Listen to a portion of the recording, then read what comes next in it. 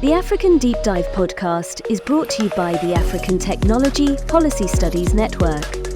This podcast explores how science, technology, and innovation can drive sustainable development and global inclusion in Africa.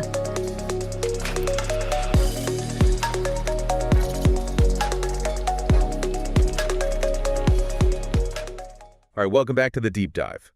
Today, we're tackling something really crucial, especially for folks in West Africa, and that's how smart policies can really drive agricultural innovation. Absolutely, yeah. Innovation to help them adapt to all the crazy climate change impacts that are happening, and of course, that big overarching goal of making sure everyone's got enough to eat. Food security, definitely. Food security, right. Yeah. So, to help guide us through all of this, our main source, the roadmap for today's deep dive, is a policy brief. It's from the African Technology Policy Studies Network. You might know them as ATPS. Yeah, ATPS. It's a great organization. Yeah, doing some really important work. Yeah. And they're really focused on this specific challenge that's facing a lot of smallholder farmers, particularly in countries like Nigeria, Sierra Leone, Liberia. We're talking about the real on-the-ground impacts of climate change that they're dealing with every day. Yeah, places where the effects are being felt most acutely, for sure. Yeah. So as you're listening along today, our mission, if you will, is to really try to understand, first of all, what are those major roadblocks, those policy gaps that are holding back innovation in this incredibly important sector, right? Agriculture, got to feed the world. Foundation of it all. Foundation of it all. And then we're going to shift gears and look at the potential solutions that ATPS lays out in this brief. So let's dive in, shall we? Let's do it. What's like the first thing that jumps out at you when you look at what they're saying about the policy kind of landscape in West Africa? What are some of those key gaps? Well, I think right out of the gate, they point to this problem of a lack of, a real solid policy base. And even where policies do exist, and, they mentioned the West African sub-region specifically, the capacity to implement them is often weak. Oh, interesting. Right. So you can have this document, but actually making it a reality, for farmers, boots on the ground, it's a different story. So it's not just about writing these great policies, it's about actually having the means to make them work. Exactly. It's like having a blueprint for a house, but then not having any construction workers or materials to actually build it. Exactly. I mean, you think about, like, if there's a policy designed to, let's say, encourage farming practices that are more resilient to climate change, right? You need the agricultural extension services, those people who are going out and educating farmers, to actually have the funding, to have trained personnel, to be able to do that. To reach the farmers and be able to teach them these new techniques. Right. If they're understaffed or under-resourced, that policy's not going anywhere. Right. It's just a piece of paper at that point. Yeah. Now, there's also this really interesting point that they make about the makeup of the workforce itself. Right. Yeah. Specifically in Sierra Leone. They talk about this unstable trend in the manpower structure. What did you make of that? Well, it seems like in Sierra Leone, there's a really high proportion of farm laborers who are poor, And it made me think about, well, maybe that suggests a lack of more established farmers who have, the resources, who might be more willing to take risks on new innovations. Oh, that's a good point. Because if you're living really close to the edge, like trying something brand new that might fail, it's a huge risk. Absolutely. It's a huge risk. And then they also talk about, and this is across Nigeria, Sierra Leone, and Liberia, that there's kind of a lack of technical and managerial staff right there on the farms. Yeah, kind of a gap in expertise. Yeah. So we're talking about people who maybe can, analyze data, make informed decisions, stuff like that. Right. So it's almost like you've got these innovations being developed, but the people who are actually working the land, they might not have the know-how to actually implement them effectively. It's like having like a fancy new tractor, Right. But nobody knows how to drive it. Exactly. Right. And then to make things even more complicated, they describe these agricultural research systems, and this is across the region, as often being, kind of top-down, centralized, monolithic, isolated. Yeah, kind of operating in silos. Yeah. Why do you think, historically, these systems might have developed that way? Like, why so isolated? Well, I wonder if, maybe in the past there was a bigger emphasis on central government control of agricultural development. Yeah, like a top-down approach. Right. Or maybe there just weren't really robust mechanisms in place for, connecting the researchers with the farmers and their needs. So it's like the researchers are off in their labs and they're not really talking to the farmers who are actually dealing with the day-to-day realities of growing food. Yeah, there's a disconnect there. Yeah, and this isolation then leads to, as they point out, these really weak or non-existent links, lack of interaction, lack of learning between all the different actors. Right, right. It's not just the researchers and the farmers, but also the, extension service providers, the policymakers. Businesses that are, involved in agriculture. Exactly. The whole ecosystem. Yeah. And one thing that I thought was really fascinating is they make this point that farmers themselves are innovators. Oh, absolutely. Right. They're coming up with new techniques, they're adapting, but then their knowledge doesn't always get integrated into, the formal knowledge systems. Right. And it's interesting because you've got these, these traditional research perspectives. They talk about NARS, which is the National Agricultural Research System, and then the broader Agricultural Knowledge and Information System, or AKI. Right. And they've often viewed formal research as, kind of the be-all, end-all of innovation. Right. Like that's where the real knowledge comes from. Yeah. And so, what the farmers are doing on the ground based on, maybe generations of experience, it doesn't always get that recognition. Right. It's like we're ignoring all this accumulated wisdom that's been built up over centuries. Yeah. Yeah. That's a huge, huge missed opportunity, it seems like. Yeah. They also talk about, there's this gap, there's this lack of specialized training programs that are focused on climate change adaptation, food security. Right. And that directly impacts the skills and the productivity. Right. If you don't have people who are trained, then how can you expect them to be able to implement these solutions? Exactly. Right. And they point out that this might be part of the reason why farmers have limited access to these, more scientific methods for adapting to climate change. Right. Because either the research isn't being done or it's not being communicated effectively. Yeah. It's either not happening or it's not getting to the right people. Yeah. And then they connect that, this is, no surprise, to the weak links between farmers and the agricultural extension services. Yeah, I mean, that's the critical bridge, right? Right, between the knowledge and the people who need to use it. Exactly. Yeah. And then this one was interesting to me. They talk about, Nigeria, Sierra Leone, Liberia, relatively low levels of collaboration with foreign partners. Yeah, yeah. And I guess it's surprising to me because I would think, having these international collaborations would be a great way to, share knowledge, share resources, kind of boost innovation. Right. You'd think so, wouldn't you? But I wonder if maybe there are, historical reasons, systemic reasons why those collaborations haven't really taken off. Like maybe funding issues or different research priorities. Yeah, or just bureaucratic hurdles, making it difficult to actually establish those partnerships. Right. And they suggest that this lack of collaboration might be contributing to, a slower pace of innovation in the region. Right, right. They even point out that the innovations that are available locally, they might just not be enough. Yeah, they might not be sufficient. And that's where, blending those local insights with modern knowledge, modern science becomes really important. So it's not about throwing out the traditional stuff, but it's about kind of adding to it. Right, enriching it, yeah. Enhancing it. Yeah.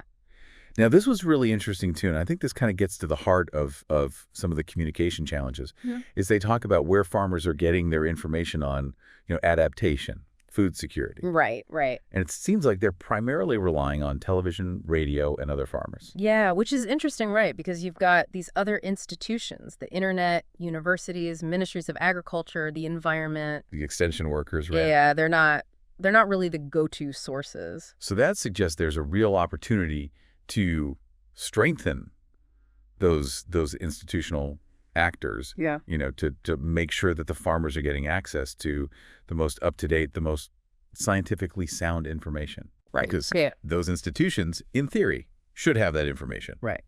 Yeah.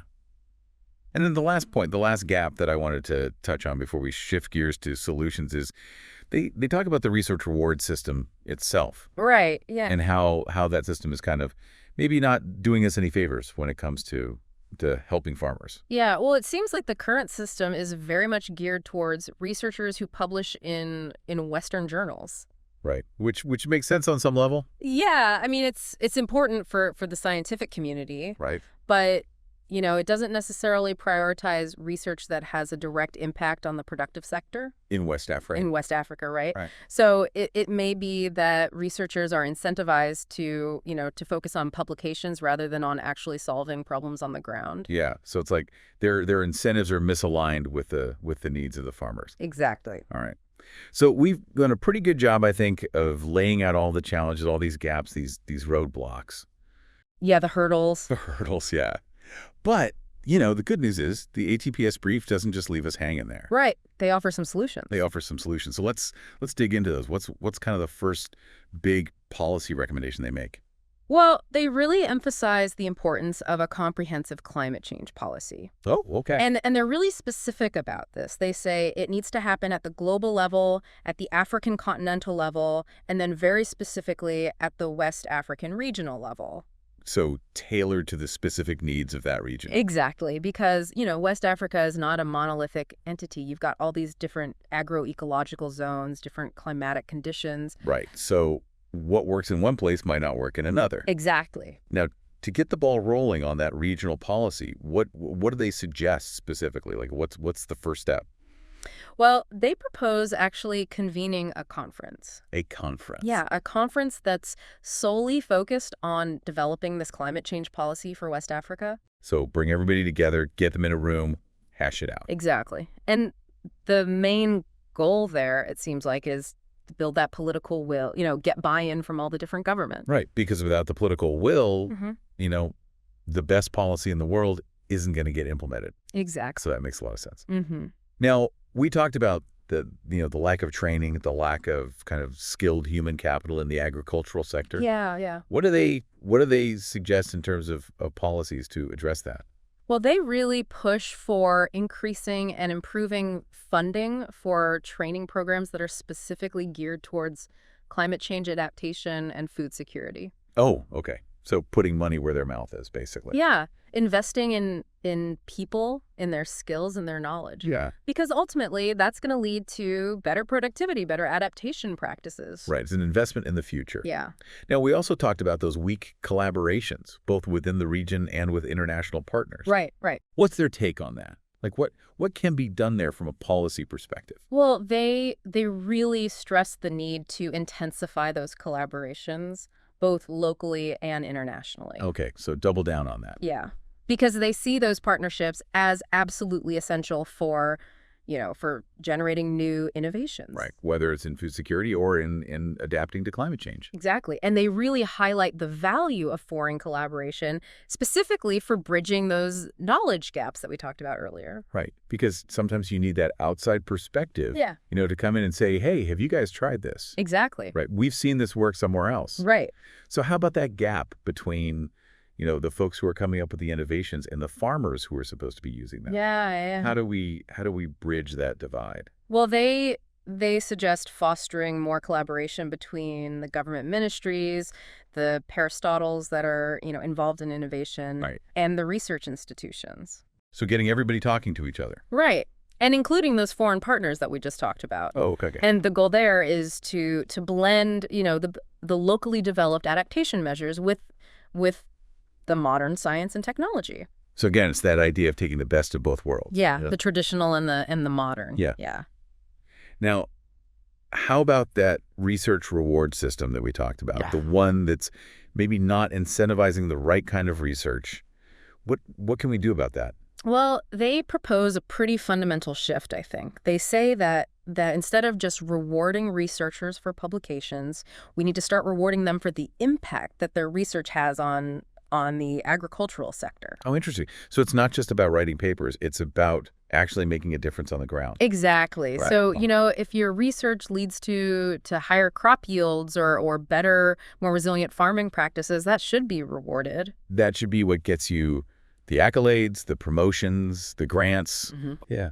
So shifting the focus, shifting the incentives. Mm-hmm. And in terms of, we talked about the information gaps. How do we improve awareness about these issues and make sure that farmers are getting the information they need? Well, they have a few different ideas. They talk about, creating more awareness about climate change and food security as just critical issues. Okay. Making sure that people understand the severity of the situation. Right. Raising the profile of those issues. Yeah. And they even suggest using, moments like elections. They give the example of the 2011 general elections in Nigeria as opportunities for outreach. Oh, interesting. So capitalizing on moments when people are already paying attention. Exactly. And then they also talk about leveraging the high mobile phone penetration. Oh, because everybody's got a phone these days. Right. And they specifically mention the numbers from Nigeria in 2010. I mean, I'm sure they're even higher now. Yeah, I bet. And they suggest encouraging telecom companies to send regular SMS messages to their customers about climate change, adaptation measures. So using technology to get the word out. Exactly. Yeah. And then, of course, they also talk about the importance of promoting the extension services, the ministries of agriculture, the environment, Right. and the internet as well as ways of getting information to farmers. So kind of all hands on deck. Yeah, use every channel available. Yeah, use every tool in the toolbox. Now, they also touch on the specific challenges faced by countries that are in the process of recovering from conflict. Right. And they specifically mentioned Sierra Leone and Liberia. Yeah. What's their advice for those countries in particular? Well, they really underscore the crucial leadership role that governments have to play in rebuilding and developing the agricultural sector, Okay. as well as, their ministries of science and technology. So it's about setting a vision. Yeah, setting a vision, setting a strategy, making sure that those sectors are prioritized. Right. And how does the role of government need to evolve to kind of meet those challenges? Well, they argue that governments need to shift from being implementers to being coordinators. Oh, okay. So more of a strategic role. Yeah. So less about, micromanaging every project and more about creating an enabling environment. Right. So stepping back, kind of setting the stage, and then letting things play out. Yeah. Yeah. And lastly, they talk about this tension, this tension between meeting immediate needs and planning for the long term. Right, because both are important. Right. So how do we navigate that? Well, they acknowledge that the immediate challenge is to bridge that gap, right? Mm-hmm. So you have to address those urgent needs like providing safety nets, immediate relief. Right. But you also have to be thinking about the long term, developing those strategies for food security, climate resilience. Right, because those short-term solutions aren't going to last forever. Exactly. You need a sustainable plan. You need a plan for the future. Yeah. All right. I think we've done a pretty thorough job of unpacking this ATPS policy brief. Yeah, I think so. So let's zoom back out. Let's recap what we've learned. What are the key policy gaps that they identify as really hindering agricultural innovation in West Africa?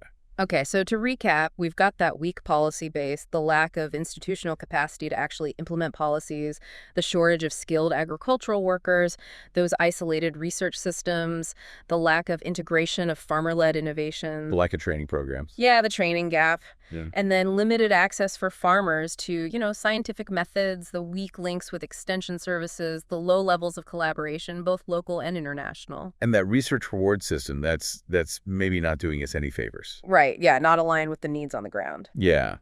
So that's a pretty, a pretty hefty list of challenges. It's a lot. It's a lot. But of course, we also talked about all the proposed solutions, the policy considerations that they lay out.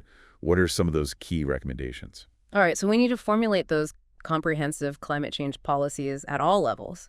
We need more investment in training, in building capacity. We need to strengthen collaborations both within West Africa and with international partners. We need to improve the connections between the innovators and the farmers. Right. We need to reform that research reward system. We need to prioritize public awareness and information dissemination. And for those post-conflict countries, we need strong government leadership focused on the long term. Right. So a really multifaceted approach. Yeah, it's a whole system that needs to be, kind of rethought and re-energized. Yeah. It's clear that there's no silver bullet here, right? It's going to take a lot of different actors, a lot of different approaches, all working together. Absolutely. But I think, the potential is there, right? Yeah. If you can create that supportive environment, if you can bring together the formal research, the traditional knowledge of farmers, and really focus on practical application. Right. I think there's real hope for building a more food secure, a more climate resilient future for all of West Africa. I love that. And for all of you listening out there, as you're thinking about all of this, about the connections between climate change, food security, all of these agricultural practices, here's a final thought for you to chew on. Of all the policy changes that we discussed today, which one, if it was implemented really effectively with real commitment, do you think would have the biggest positive impact? Yeah, which one would create that ripple effect? The ripple effect, right. It's a complex issue, but hopefully today's deep dive has given you some new insights, some food for thought, and thanks for joining us. Thank you for listening. Join us every Thursday for more insightful conversations.